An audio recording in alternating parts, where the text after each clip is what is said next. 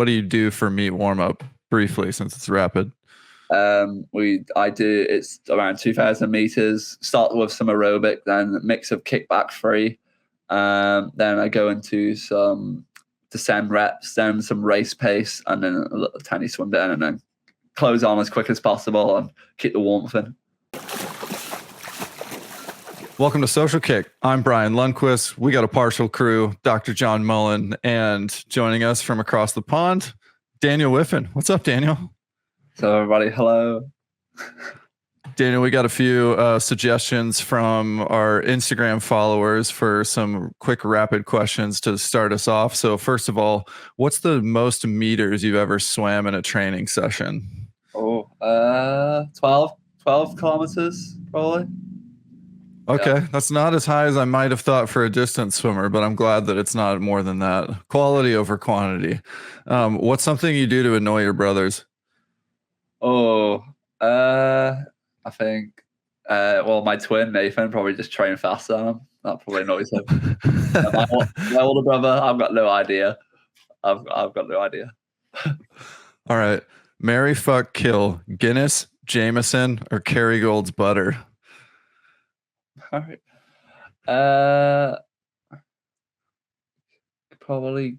What were the three? It was. We've got Guinness, Jameson, and Kerrygold's butter, which is popular in the U.S. and I want to know if it's popular in Ireland. But first, you can rank them, and then you can let us know if anybody actually eats it there. Kill. I keep forgetting it. So it's Guinness, the butter, and Jameson. I've never had Jameson. So we'll fucking Jameson. Marry Guinness and kill the butter. All right, sounds good. I like that. And then we'll transition away from rapid. This one doesn't have to be quick, but it's submitted by one of your competitors, Ahmed Hafnaoui. He wants to know what it's like to balance school at Loughborough and training. How do you do it and compete at such a high level with all the results that you're having and kind of bursting onto the scene the last couple of years with your 4th place finishes at Worlds, 4th fastest all time? Give us a sense of that and help Ahmed understand what he needs to know about you to compete against you here in the future meets. Studying and swimming is probably a very hard mix. I think there's a lot more people doing it now. I think most of the distance guys up and coming are starting to study and swim. I'd say that the main difference is we try to probably prioritize in different parts of the season. Studying will come first, and when we're in exam season, and then swimming is just a back burner off that. And I've actually got 2 more years left in Loughborough of studying, so I'll be keeping that up for another 2 years, I guess. What are you studying? Computer science. What do you want to do with that? Probably nothing. Probably go to swim it after.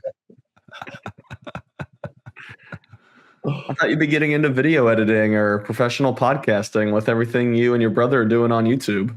Yeah, I mean, I'd love to go. We have a media page. I mean, I like taking videos of other people and like making Instagram reels. I do that a lot. And YouTube's just very fun as well. So, I mean, if I hit off on YouTube, maybe, but I don't think that would pay the bills at the moment anyway.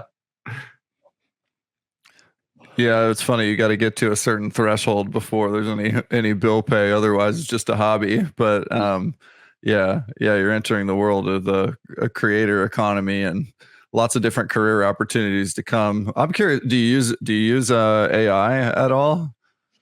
We're starting because we can clip up our videos on it and make it into YouTube Shorts. So we're going to start doing that. I just haven't really got around to it, to be honest. I've been quite busy at the moment, but yeah. And then I think my twin does all the Photoshop for the thumbnails and stuff like that. And I'm not sure if he uses Photoshop AI or not. I haven't spoken to him about it. Before I started wearing Magic 5 goggles, I didn't notice how many times that I would stop and clear out my goggles in between reps. But then once I started wearing them, I realized that I didn't have that same need, not just for fog, but for comfort. Yep. And I just had a tendency to like take my goggles off for a quick break because I don't know why. Once I started wearing really comfortable goggles, I stopped doing that. And that's really what Magic 5 does for me. It's like I just have a comfortable goggle that's tailor cut for my face. So you can support Social Kick directly by picking up a pair of Magic 5 goggles using our affiliate link. Go to themagic5.com/socialkick. Yeah, you mentioned being busy recently. I know we rescheduled this a few times, but can you tell us a little bit more about what you've been up to recently, what training, school, and what all the travel's been up to? Yeah, so actually, uni doesn't start back till next week, but I've been all over, to be honest. So we've rescheduled twice, I think. The first time I was back in Ireland doing a talk for one of the Olympic sponsors for Team Ireland. And then the last time over the weekend and a bit before, I was in Eindhoven in the Netherlands because they've got this tank where they can basically film 360 of your stroke. And then they've got these technicians who are there who are really good and basically can pinpoint where you're going wrong in your technique and stuff like that. And I actually learned quite a lot because I was there and I did some dives. You know, I don't really care about dives that much, but the way they explained it to me, it was like, yeah, you probably have one of the worst dives, but if you improve your dive by like 0.5 to 15 meters, then that's a lot of lactate you won't have to produce on the first 50. That's what I looked at us. So. Tell us more about some of those takeaways that you had, other than, you know, mastering your dive where you're going to be, 5.1 to 15 meters now. I'm sure that's your goal, right? Maybe what are some other takeaways from, like you said, you got some nice takeaways from that experience? Yeah, so we didn't really do, I guess it was mainly focused on dive and turns. They told me basically that I'm go 1434, so I'm not a terrible swimmer. That's what they like to tell me first. He told me that the best swimmer is not the person who can lift the heaviest in the gym, which I felt was really great because, I mean, I lift an okay amount of weight, but I'd say like I wouldn't be lifting the most at the distance guys in Loughborough, and they told me that's okay. And it's really about who's the most streamlined in the water because you can bench 100 kilos, but you could have horrible streamline, you're going nowhere. So that's what they told me. There were just some takeaways I took away. Yeah, we were talking recently about, you know, sprinting with Cam McAvoy and his approach to this kind of resurgence to, you know, win a world title in the 50 free after, you know, an amazing career, but obviously a bit of a comeback and a focus on sprinting events. And one of his big takeaways was strength, but not so much like total weight that he could push. It's specifically about how you can apply it in the water. And he even took a bunch of time away from lifting and just did power rack in the pool, and came back after a few months off of not doing pull-ups, and then had, you know, some crazy gain. I can't remember what the number was, but it was like a 20% gain in his max pull-up without having done any pull-ups because he was getting stronger specifically in the water. So yeah, the water strength matters quite a lot. I'm curious what that looks like for a distance swimmer, though. What kind of things are you doing to get strong, or like apply them specifically that don't have, you know, that may not be, you know, like the thing that you're chasing numbers for in the gym. You're like looking for, how do I get better at this so that I can see the results in the water? Yeah, well, I'm not really sure how my gym session applies to water. You probably speak to my gym coach for that. But basically, we do all the main lifts in terms of like bench, chins, back squat, and sometimes we swap back squat for trap bar, deadlift. But I mean, when we're in the gym, to be honest, I think we're more there for condition, like trying to make sure it's injury prevention. I would probably say more, instead of trying to put on a load of muscle. And we do a lot of high rep stuff. Like we'll do, for example, last week we did, was it 10 minutes of pull-ups? Where you pull up and you hold at the top for 3 seconds, you go back down, and you do 10 minutes and as many reps as you can get in that 10 minutes. Basically, I think I got pretty high. I got like 67. So I thought that was pretty good. I was nearly matching the sprinters on that. And yeah, but I mean, the rest of that week I was kind of dead after. So. Yeah, that seems like quite a pull-up set. I mean, were you guys right next to each other doing that, or was that? Tell us about Yes. that environment. So our gym is split up into we luckily enough we've got amazing facilities. So we say we got quarters of the gym. So one quarter will have distance, then we'll have mid distance, and then we'll have the sprinters take a half. And so the sprinters say are on this side, this side, and we're on this side of the gym. And basically, all the distance boys just going against each other. We're racing, see how many parts we can get in. And I wasn't even looking at the sprinters. I was just like, I could hear them shouting at each other. I was like, I wonder if we'll be close. And then, yeah, well, it turns out we were quite close. So it was quite good. So is that like the main difference between the sprinters and the distance swimmers? You got the sprinters like smacking themselves and like getting themselves pumped up, snorting pre-workout, and then you guys are over there, editing YouTube videos on your getting computer science degrees. You'll see the camera out, filming YouTube videos, probably flashing lights in people's faces while they're doing the exercises. Yeah, the sprinters are just over there, probably lifting some insane weight. And when I was looking over, it's like, yeah, I could probably do that, but I'm not going to show you. One of the things you mentioned earlier was that you went back home and you gave a talk for the Olympics. Tell us a little bit more about that talk. And, are you one of the main headliners in Ireland? I'm just not as familiar. I'm sorry about that. But one of the main headliners heading into the Olympics for Ireland as a, big time medal contender? Yeah, well, luckily we're not a big country in terms of the amount of medals we produce. So I'd say that I'm probably one of the front runners of trying to get that Olympic medal. And so I mean, I just went back just to do a talk, basically their sponsors basically just interviewed me on stage and asked me basically what I've done so far and what I'm doing at the moment. And then they also asked my mum was there, and they were asking her questions about what it was like bringing me to training and just cooking for me and stuff like that when I was younger, bringing me to school. And I mean, it's actually great Irish sport at the moment. We are getting quite a lot of basically medal contenders, as you said. And I mean, I don't really pay attention to the other sports until this year, until I've been like a part of this group of the people pushing for the medals. And I've noticed more and more that we're probably getting a lot more than we will have last year. So at the Olympics, we could end up with, I don't know how many, we probably got 3 or 4 at the last Olympics, kind of with double digits maybe. Who are some of those, or maybe not the names, you can if you want, but I'm just curious, what are some of the other sports where Ireland has Olympic chances, and what are you most excited to watch? What other Olympic sports do you like watching?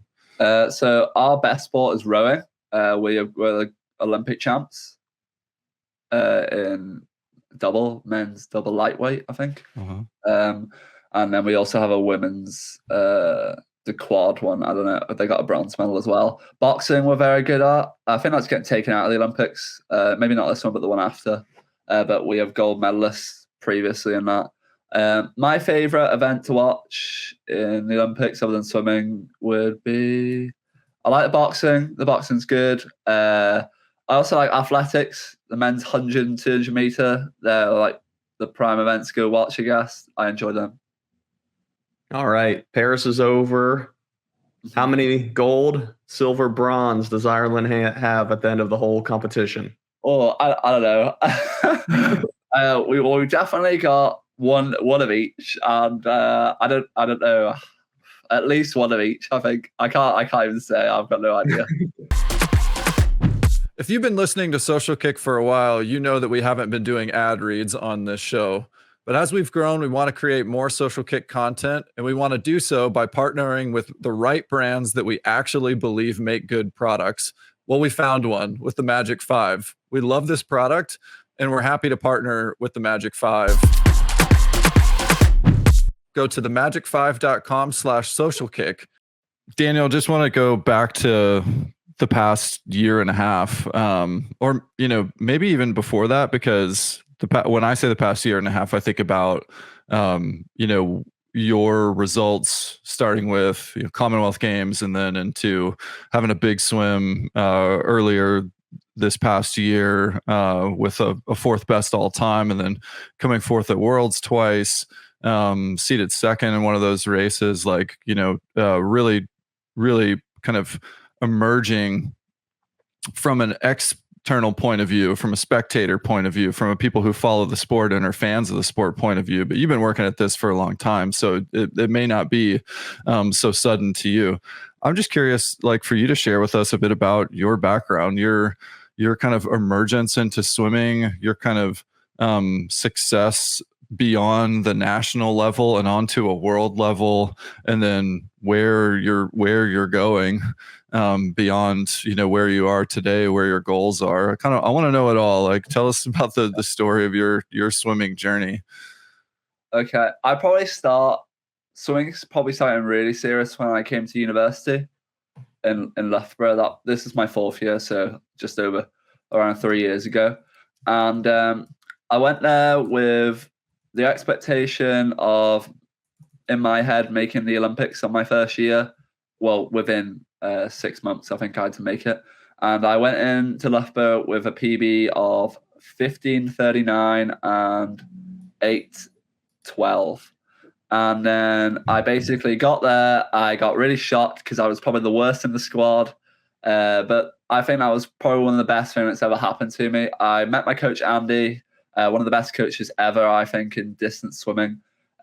We started off, Felix Orbeck was there, probably one of the main names that came to Loughborough at the same time as me. So my goal, as soon as I jumped in, was let's beat him. Let's see, maybe this first year we'll try beat him on one session. That'll be my goal. I don't think my first year I beat him, but I made the Olympics, which was my goal for the season. I think I qualified in the 800, so I dropped from 8:12 to 7:52 at the Irish trials. So that was within 6 months. And then my 1500 went from 15:39 to, I want to say like 15:12, I think, something like that. And then I made that Olympics. It's all like, we still were going in and out of lockdown. And I'm very close to my twin, which was very hard for me because he wasn't fast enough to train a lot of the time. I think we were away from each other for 4 months or 3 months, which is the longest period we've ever been away. So it was actually a very hard time for me to train and study at the same time. I was also doing a full-time degree, like all the time, as well as this. And so we did that. I also made the Olympics. Then it started getting pretty real for me. Ireland started looking at me as like a potential senior athlete because obviously making the Olympics is massive in Ireland. Then I kept progressing, and at the Olympics I was in the first heat of the 1500, which I won my heat, which was very fun. And I think I went 15:07, so another drop. And then in the 800 I won my heat in 7:51, which is now the A Cup from the last Olympics. I think I came 14th. So that was a great first season, and probably one of my favorite seasons because of just everything was new, and it was just a lot of fun training with everybody. Then went to the next season. The main goal for that season, we have this like 3-year plan up until the Paris Olympics, and obviously making the first one. This year's goal was to make the final at World Champs in Budapest, and then to win a Commonwealth medal after that. So we went all the way through the season, swimming really well. My training was going better than ever. We started altitude camps. We did 2 that year. Very fun. I really enjoy altitude. It's a great time to bond with your teammates. And I'll obviously still chasing Felix, which I don't know if we were getting competitive then. Maybe I just thought in my head we were, but he was still quite far ahead. And then we carried on. I got to the World Champs. I went all out in the heats. I made the final. I think I was 5th in. And obviously going all out in the heats means that you're going to struggle in the final to PB, which I didn't, sadly PB. I think I came 8th, so last in the final, but I made my goal of making the final, and I came 9th in the 1500 then. So, I mean, I wanted to make one final, but it would have been nice to make a 15, but I was still very happy. Then came back, went to Commonwealth Games. I came 4th in the 400 free, which was very surprising for me because my 400 free was terrible up until that point. I think I broke 4 minutes my first season in Loughborough. And then at Commonwealth Games, I went 3:46. I came 4th to Mac Horton, which was pretty cool. He was one of my childhood idols, so it was great to see him. And then went to the 1500 and I got to race Sam Short for the first time, which I would have known then, but now we're going to be probably racing a lot of the time now.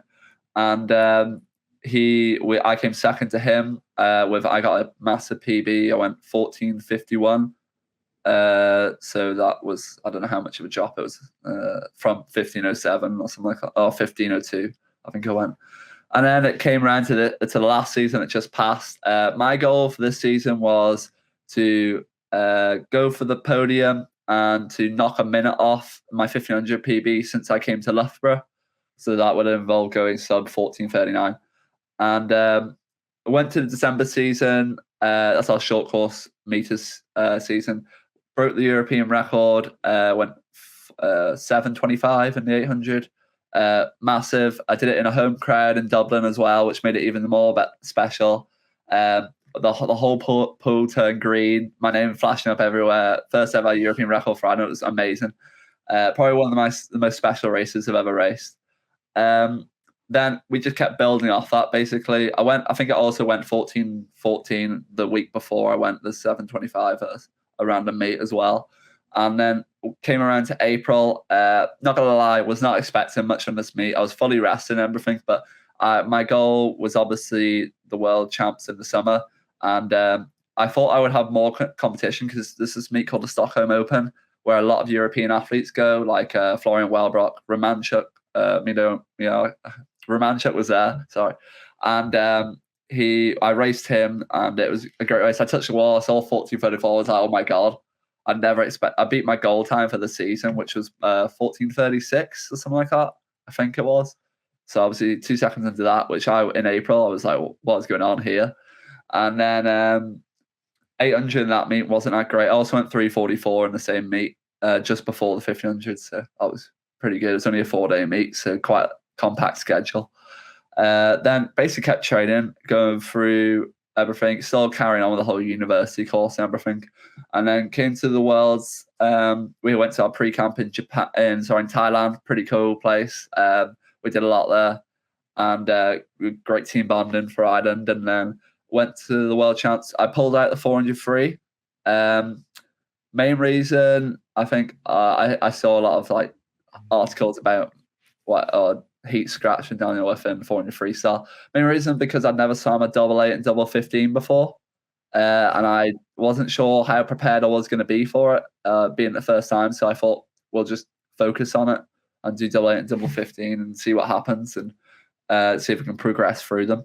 And then obviously 800 came around first. 800 heats was probably the hardest heats I've had to swim my life. Well, like conserved but fast, if you know what I mean, like trying to be smart. And it was great. We had 4 of us in the line in my heat. It was me, Gregorio Paltrinieri, Romanchuk, Bobby Finke. I think I touched the heat out, just touched out Bobby, and then went into the final, and I think I was seeded fourth or third. I think it was fourth. And obviously everybody knows the 1500, 800. Luckily I was a part of them, so I didn't really get to watch them, but apparently they're one of the most watched events at the World Champs. People loved them. And I went the European record in the final with 4th place. So bittersweet. Unlucky to come 4th because nobody's ever come 4th with a European record before. But also I got a European record long course, which I mean is amazing. So I was happy with my result. I progressed from my PB, which is all you can ask really. And it was just unfortunate the race was that fast, I guess. But we'll be back next time.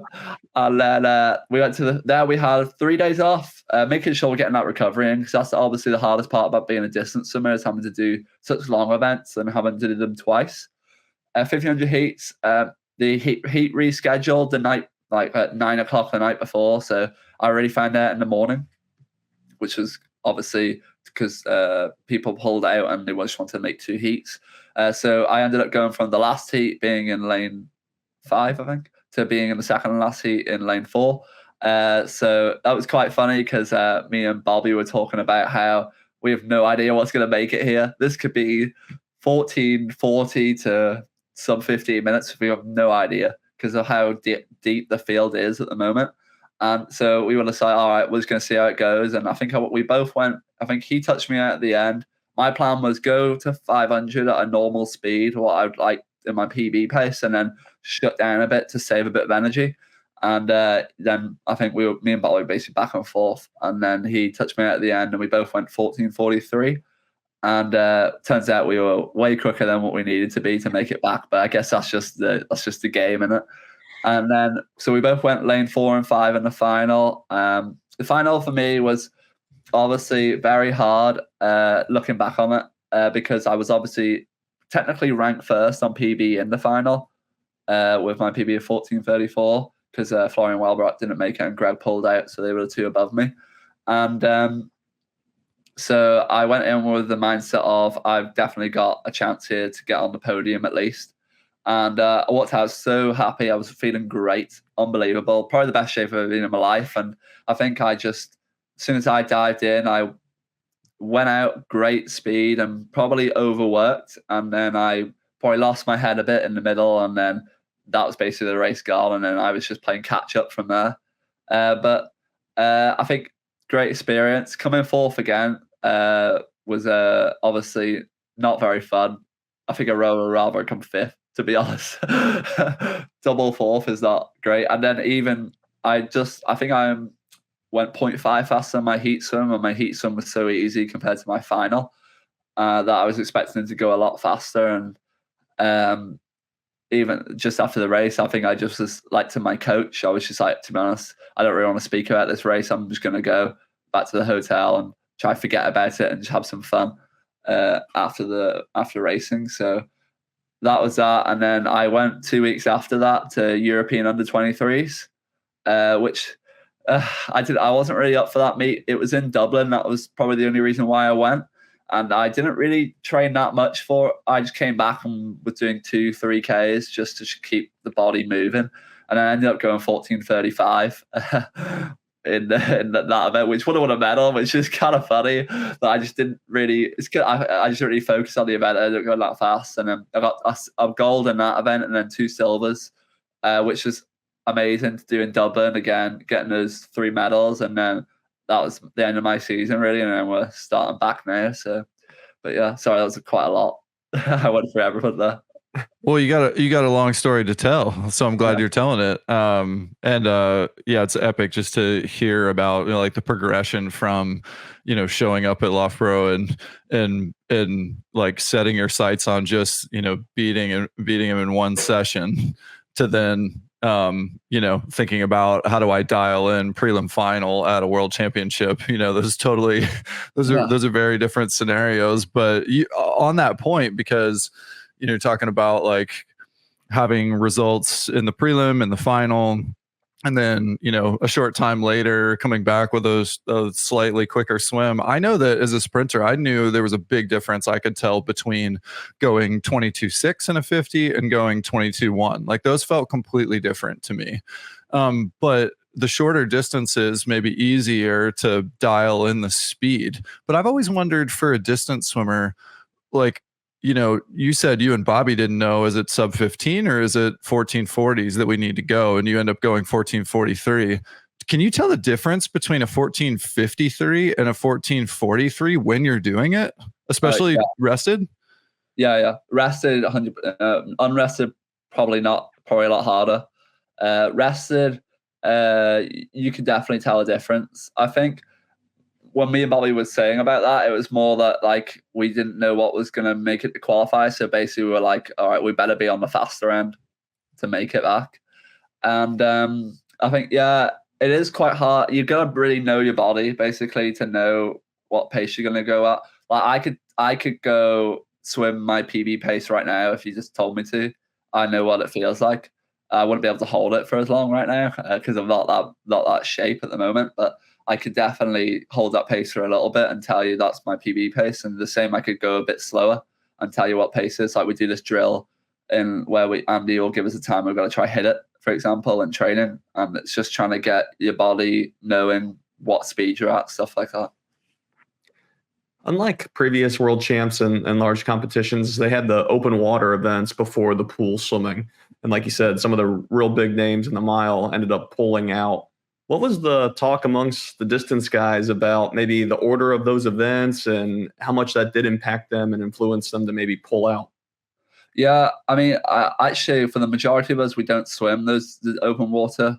It did used to be like that, where majority of 1500s were open water swimmers. But to be honest, I think they should probably put it after the swimming to give everybody a fair shot. Sorry, after the pool swim to give everybody a fair shot at trying to get as many. Because I know Florian Wellbrook went 2 100s faster than me in April, and he was definitely going to be a contender for that medal as well. And I think the open water, he got double gold on that, which he obviously is not going to complain about, but maybe he'll feel like he got robbed a bit from the event order. But I mean, coming to World Champs in February, that's the order is going to be open water, I think, after the pool, and the same for the Olympics. So coming up, it'll probably be more stacked than it was at World Champs, so that'll be even more fun. Yeah, the open water racing is super fun to watch. It's always funny to me to see how it comes down to, just the last little bit, like the gamesmanship that comes from distance swimming. But it's interesting too for me to watch distance swimming in the pool over the last several years, because I feel like every time I come into a big meet, there's different tactics that I'm not sure what I'm going to see. Like, Bobby's epic comebacks in the 800 and the mile at the Olympics, and then repeating it a bit in the following year. But then, you've got a couple of years ago, Greg Paltrinieri going out hard, like kind of in an outside lane and just almost surprising people, even for someone of his pedigree, to just kind of like take the race by the balls and go.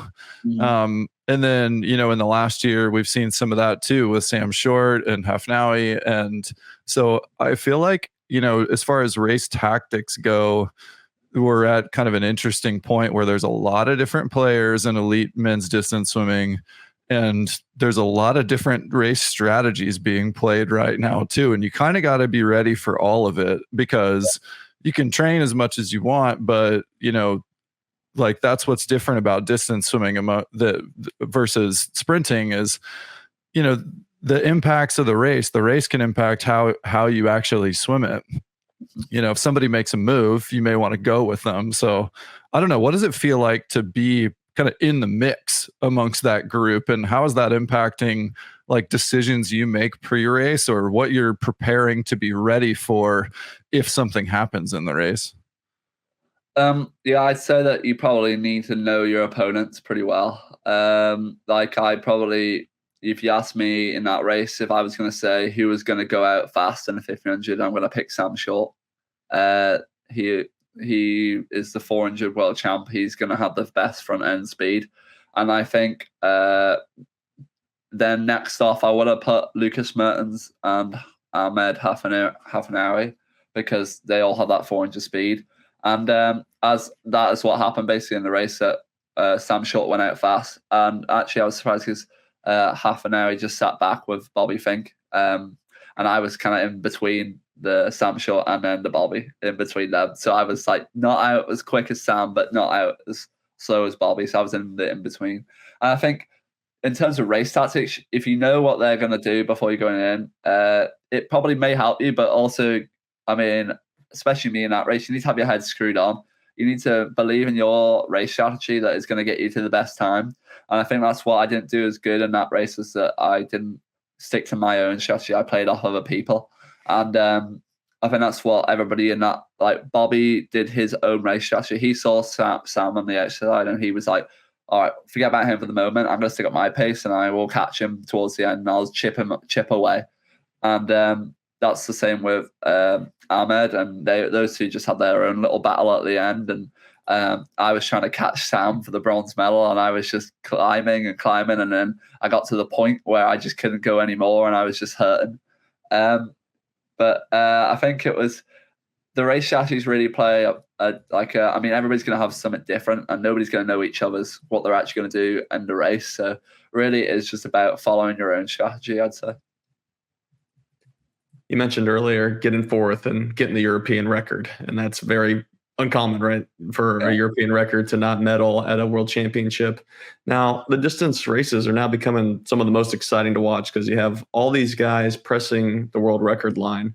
But one thing I find amazing is it's not just one pocket of Europeans or one pocket of Americans. Like sometimes you'll get like in maybe Australia women's 100, 200 free, like they're kind of a pocket there all at the top. You have an Australian, an American, an African from Tunisia, and you have you guys in Europe.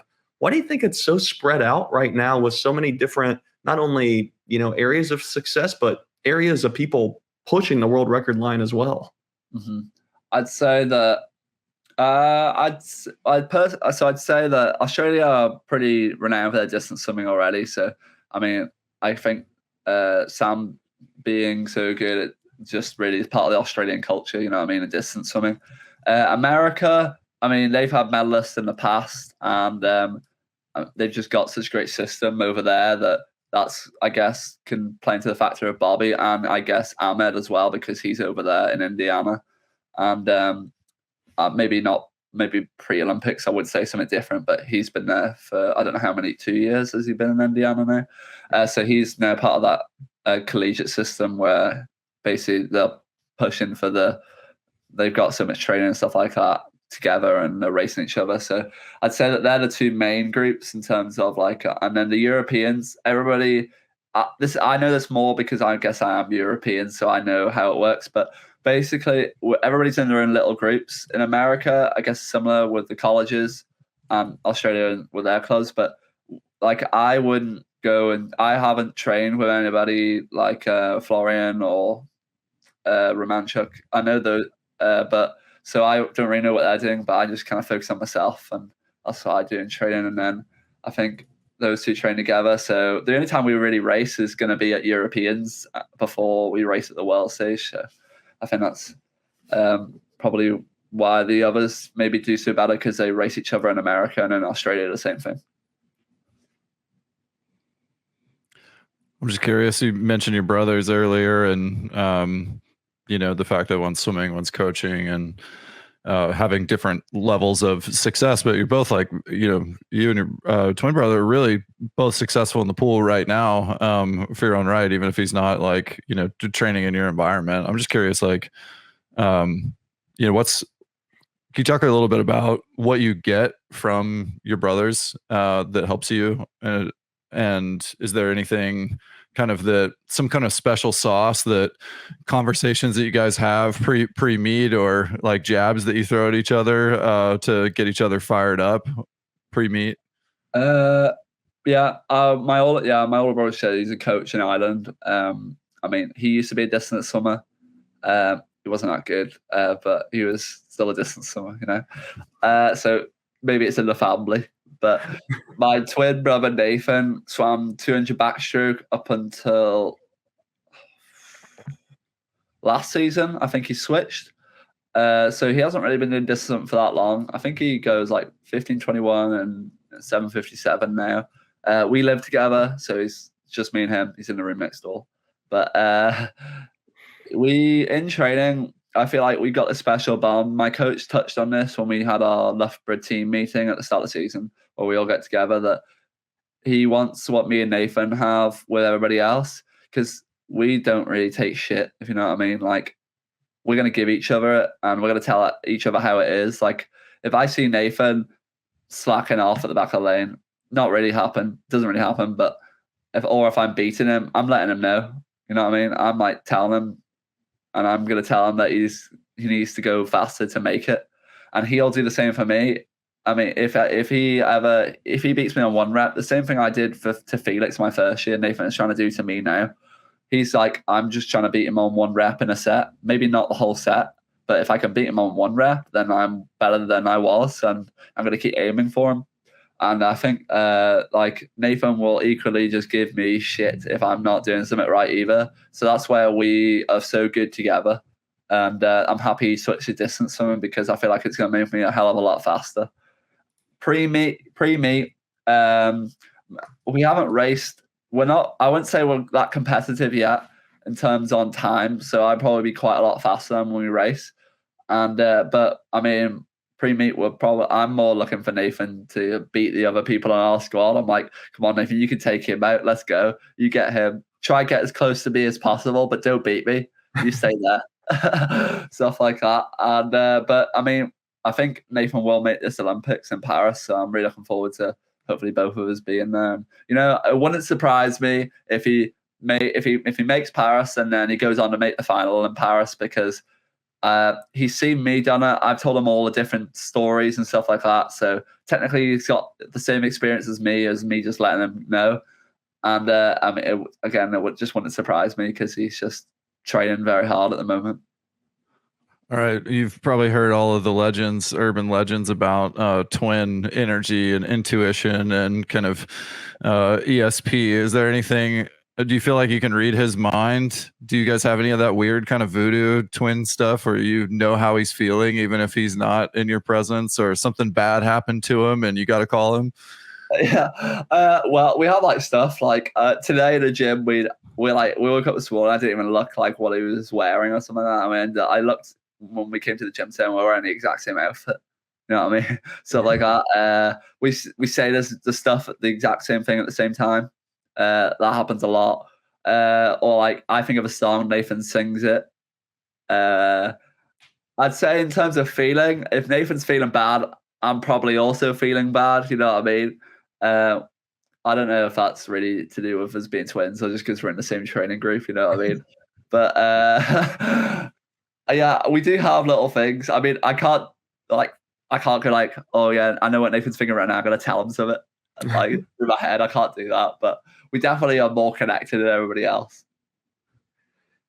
Do you know if there's ever been twins to make the same Olympic team? I looked online. I only saw some synchronized swimmers, but I just searched for 1 second. Have you ever heard of two twins making the Olympic swim team? I can't think of any twins. I know there's Polish twins. I'm not sure if they've made their swim team. They're both. I'm not sure if they've gone to Olympics. No, I'm not really sure. There probably has been years ago, but sure, not at the moment. So that'd be pretty cool. I know that Ireland have had two brothers medal at the Olympics in rowing. They were on the same boat. So maybe we could replicate that in swimming. That'd be great. Yeah, John, when you mentioned it made me think that there's got to be someone. If you know, and you're listening or watching this, let us know in the comments, because we may just be totally overlooking something. But yeah. So what's next, Daniel? Looking forward, we talked a lot about kind of how you got into where you are right now. But coming into an Olympic year, obviously you got some you're already into the pre-Olympics media train. That's just going to ramp up even more over the next year. How are you preparing for that? What do you hope to achieve, in this next 12 months or even beyond? Yeah. So I'm pre-qualified for Paris. I did that at the World Champs. That just involved me getting the World of Classics A cut at the meet. So I did that in the 8 and 15. At the moment, I just finished like 2 weeks off in the end of August there, which was very fun. I mean, I tried to not think about swimming. Then I'm writing down my goal times and writing down what I want to do next season in my 2 weeks off. So it doesn't really surprise me. But we came back. We had our pre-season where all the new freshers come in. This is great. New people to train with, which I love. New people to race, which, to be honest, I am very surprised at. I tell you, I thought, obviously going quite fast at the moment, I thought that I wouldn't really be that challenged with the new freshers coming in. Obviously, they're quite a bit younger than me, but they are putting it to me at the moment. I thought I would be coming in and winning everything, and I mean, it may be only 15 meters max, but I'm counting them as reps, so I need to start winning them. And but yeah, we're just into our starting aerobic phase. Basically, we're getting our meters up this week. We're on, I think, 75k, something like that. It's meant to be 69k, but we've also got our club champs. It's not really club champs, but it is. Basically, we do 50 of every stroke, 50 underwater, 100 IM short course meters. So basically, it's a battle of the sprinters, and the distance guys kind of just fall to the bottom of the pile. But we if we can beat them in summit, then we try. And then we have 2 weeks where we go into basically just our aerobic phase, keep building up the meters. I'm going to Arizona then in October to go to Flagstaff to altitude for 3 weeks. Then come back. we have British University Championships short course, where I'm going to break my own records, try and make them a little bit faster. Then probably a long course meet, because of it being the Olympic season. We'll probably get an early long course meet in. Probably the Rotterdam meet, I would say. It's in the Netherlands. Then European short course, going to be a very fun meet. I probably won't get much rest into it, but I'm the European short course 800 meter record holder, so I mean, I'd like to be able to post something like that in one of those championships. That would be very fun. And then I'll probably just do then a local meet after that in Loughborough, and then my Christmas break will be about 2 days because of the World Champs in February. So I'll be going to them, the World Champs. I'll be doing probably a full 8. I'll be definitely doing 8 and 15. I'm not sure about the 400 yet. That really will. I'll enter it and decide on the day if I want to do it, or decide on the week before. And then after that, I think I get a week off after World Champ. Oh, sorry, no, I've got British University Long Course Championships, which will be, I think, very fun because coming off the back of Worlds, I feel like I can be very fast at that meet. And to be honest, there's not really much competition at these meets. It's really like you against the clock or me against my teammates, because Loughborough are like 40 years winning this meet. So we just dominate it, to be honest. And go into that meet, probably just try get something close to what I go at the World Champs would be amazing. Make that record basically impossible to somebody else to break at the British universities, and then basically take a week off after that, I think, and then we start the second part of the season back up again, and head to Arizona again for probably over a month in April. I have to go back to Irish Olympic trials, which are in the end of May, which will be exciting because our trials are normally in April, so we pushed them back a bit.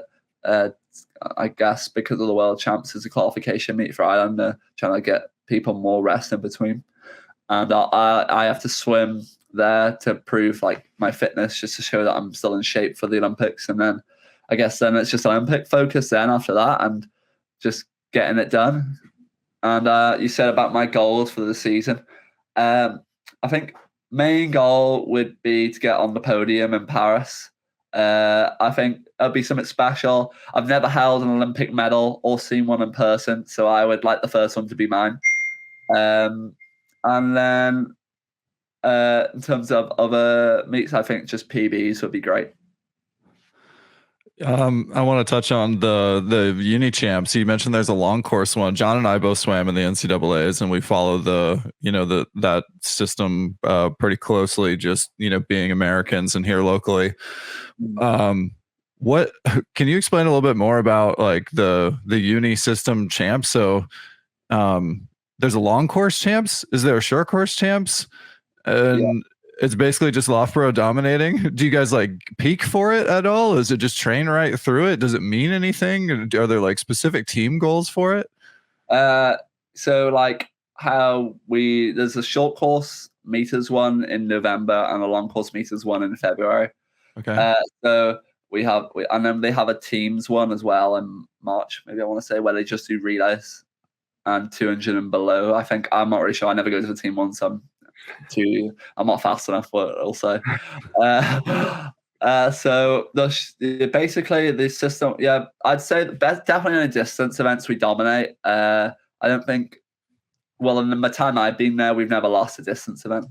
And then we in terms of the Loughborough winning 40-year streak, swimming it's all university sport. It's not just swimming. For British universities, so swimming is just a part of every other sport, but swimming contributes the points towards the overall like university. So it's really what university wins, if you know what I mean. Swimming contributes the most amount of points to the main total, and as I said, Loughborough have been winning the overall for 42 years, 43 years, I think, something like that. I don't know off the top of my head, but. So it's just I guess it's completely different to NCAAs. We can swim as many events as we can swim 3 events. I think that's similar to the NCAAs, and you can in the first one in the short course you can enter as many athletes as you want, but only 2 points score per event. and the long course one you can only enter 2 athletes per event, and both points score for that. So short course is a bit easier maybe to score points if your main athlete isn't performing and you've got a secondary athlete who comes out of the blue and posts a fast time, if you know what I mean. And then I think we're quite competitive in the sprint events with Stirling University. That's where Duncan Scott trains. And who else is a good university swimming? Edinburgh University. They're pretty good at swimming as well. And Bath University as well. That's where Tom Dean trains in Bath, stuff like that. And but I feel like Loughborough probably definitely win the overall events. And I think I'm reigning top male performer. I think I went 15:02 or something like that last season. And we don't. Sorry, to answer the question again, we don't rest for them. We just train through them, basically. Okay. Have you got any more questions on that? Or a little one. I think a comment. You get that start down. You might make the relay championships. You can go to that one. Well, we actually have our university, like Loughborough University, have a meet coming up just before I go to altitude, and I'm saying to them, if I go like 48, 47 short course meters and 103, I want to be on that relay. I like it. Like you said, you got to have goals. Yeah. And this might be an ignorant question, but do you guys get scholarships for university for sports at all there? Yeah, so it wouldn't work the same as America. We don't get tuition fees paid. You just get basically like cash sent to your account, if you know what I mean. But the main requirements are, well, to get a scholarship, you have to be pretty good in the first place. Like me coming in, I keep 18th at World Juniors, so that qualified them for me to have a scholarship. But the scholarships are nowhere near as much as they are in America.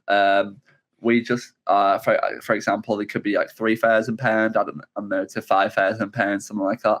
And so they probably wouldn't pay tuition fees, but they're pretty close. And and then you get stuff like gym membership and stuff on top of that. So that's how a scholarship works. It also works the same as you actually. I'm not sure in America this happens, but our scholarship doesn't change if you get better. You're just expected to get better, basically, through the program. That's what they say. That depends. Yeah. Yeah, it can change. Certain programs may start you and keep you at the same thing. I, for example, like started on almost nothing and then had, probably like 50-60% scholarship by the time I finished, just because I was earning it and kind of re-upped every year. Mm-hmm. So hopefully they can do that. But yeah, sometimes I feel like most often I hear this from folks who have been part of the South African Federation. As far as funding goes, like, historically that program has had some like odds with its swimmers over, lack of funding to, have to pay their own way to get to the Olympics or pay their own way to get their dress sweats and et cetera. Do you feel like, what's it like with Ireland and honestly, like you're representing two different entities in a way. I'm curious if that changes between repping Ireland for most meets and then Com Games, it's Northern Ireland, and those are like two different sets of like groups of people. Just like, do you feel like you're in a good spot when it comes to funding where you don't have to think about it and you can go and just like focus on your training, know that you've got the support to just like do what you need to do to be an elite athlete? How does all that work? Yeah, in Ireland, we it's nothing like South Africa. We're very similar to Britain. How all our competitions are paid for and everything like that through the federation, and we get also funding like we call it carding. Excuse me. We call it carding, where basically you get your monthly payment like that, and to qualify for that, to get on the lowest bracket of funding, you need to get top 16 at World Champs, I think. And then it basically the better you do, the more you get, stuff like that. And then you got your sponsorships on top of that as well, which obviously in America you can't take money. Is that right, for sponsorships, stuff like that? It's starting to change now. Just recently, in the last year plus, there's a new regulation called NIL, which is name, image, likeness, because there was some like lawsuit and litigation that came through that basically was fighting for athletes whose images and likeness was being used for commercial purposes, and they weren't getting any of the money back. And so now it does allow college athletes who are receiving scholarship money and are eligible for college funds to get sponsorship, but there are some limitations to it. And there's a lot of gray area there with the details and the fine print. But so the short answer is yes, they can receive some money now and have sponsorships, and it's totally changing the college landscape. Okay. We don't have any of those issues. Like, we can have whatever sponsorship we want. They can pay us as much as they want in the UK. So yeah. One thing when you were going over kind of the season plan that stuck out, and we've heard it from a few international athletes, is going to Flagstaff for some altitude training. And in America, we know there in Colorado Springs are both great facilities with great altitude, and everything's all right there, which is convenient. But are there not facilities like this that are closer, like in Europe, that would be more convenient than traveling all the way to the States? Yeah, I mean, preferably I'd rather go to Europe. I don't want to go to America to do the time change and then also have to adapt to altitude. But we kind of we can't go. So they have a couple in Europe. Basically, the one that we normally go to Sierra Nevada in Spain, which is basically a little bit higher than Flagstaff. It's not much higher, but we just had a couple bad experiences up there in terms of food, people getting sick and stuff like that we thought we would try something different this season and head to Flagstaff because that's where the British team goes, and we've heard so many good things. The only downside is it's very expensive, I guess. So maybe not our whole team can afford to go, so we end up traveling with a half squad, which isn't great in terms of the team atmosphere and trying to push each other. But I mean, we're going there for the straight benefit of just altitude, so we have to go, especially on Olympic year. And there is a couple more in Europe, but they're not as high. They're about 1,800, and we're really looking for the highest possible to try and get the most gain. And I guess that's just why I went to Flagstaff. And Colorado Springs, I'm not sure how it works for us to go there. I've heard it for outsiders, it's very expensive. Because I guess if you're in the US, you'd probably get a heavily discounted price because of just being part of the national team or something like that. Where I think it would probably be a lot more for us to go there. But I'll tell you how Flagstaff is, and you'll see on my YouTube channel. I'll be filming the whole thing. So.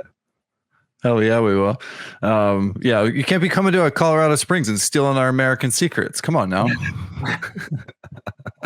All right, we got some rapid fire questions for you to wrap up. Okay. What's the hardest race in swimming?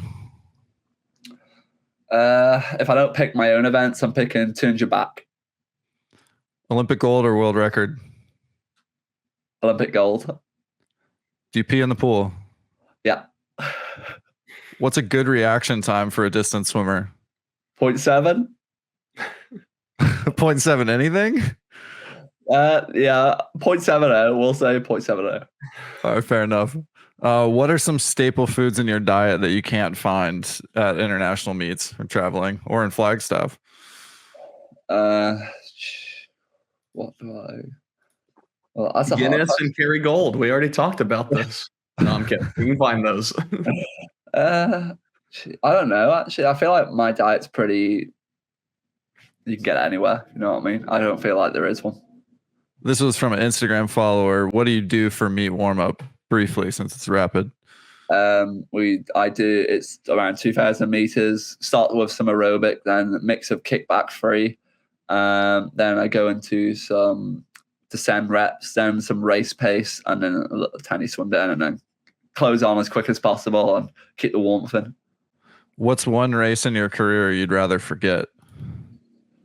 That one's a hard one. I feel like you learn everything. You learn something from every race. But I've actually got one. So World Juniors 2019 800 freestyle. I think I swam into the wall, and I missed the turn and I hit my head on the wall.